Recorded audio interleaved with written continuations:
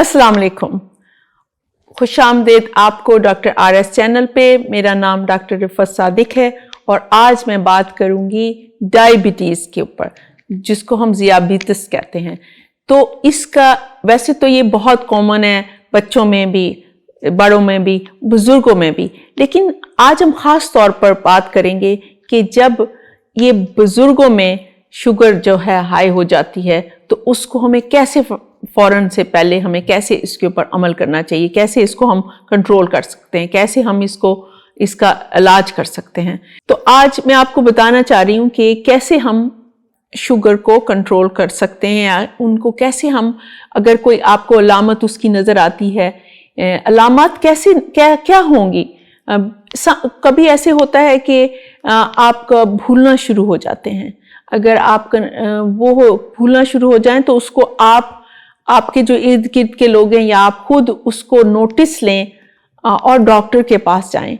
कभी ऐसे हो जाता है कि हाथों में आपको वो जैसे सुइयां चुभनी शुरू हो जाती हैं, जिसको हम नमनेस और टिंगलिंग कहते हैं। अगर वो हो रहे हैं तो वो भी आप इग्नोर ना करें। कभी पेशाब ज़्यादा आना शुरू हो जाता है, कभी हम खाना ज़्यादा शुरू कर देते हैं, कभी वज़न कम होना शुरू हो जाता है, और कभी आप देखेंगे कि आपको सर में दर्द शुरू हो जाता है, फटीक हो जाती है, आप ऐसे लगते हैं कि आपसे उठा नहीं जाएगा। अगर ये सारे अलामत हैं आपके, तो आपको अपने डॉक्टर से जाकर मशवरा लेना चाहिए और अपना ब्लड टेस्ट कराने चाहिए, क्योंकि हो सकता है कि आपको डायबिटीज़ हो सकता है कि आपको कोई और बीमारी हो। लेकिन ये जो सारी चीज़ें मैंने आपको बताई हैं, डायबिटीज़ में बहुत हम कॉमनली देखते हैं। तो जब अगर डायबिटीज़ शुरू में ही पकड़ ली जाए तो बहुत इसका फ़ायदा है, क्योंकि अगर हम इसको नहीं पकड़ेंगे तो क्या चीज़ होने का ख़तरा है। एक तो फालज होने का ख़तरा है, उसके बाद हार्ट अटैक होने का ख़तरा है, उसके बाद आपको गुर्दों की बीमारी का ख़तरा हो जाएगा। आँखें जो हैं वो हमारे लिए बहुत ज़रूरी हैं। लोगों की बिनाई चली जाती है डायबिटीज़ की वजह से। तो हमें अपना फ़ौरन से पहले इसका इलाज करना पड़ेगा। तो कुछ चीज़ें तो हमें लाइफस्टाइल अपना बदलना पड़ेगा।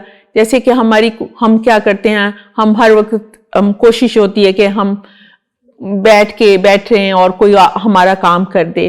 तो हमें चाहिए कि थोड़े थोड़े काम हमें अपने खुद करने चाहिए, उठ के हमें चीज़ें, उससे हमारा जिस्म जो है वो ज़रा उसमें ताकत रहेगी। वॉकिंग शुरू कर दें, पैदल चलना तो बहुत ही अच्छा है सेहत के लिए।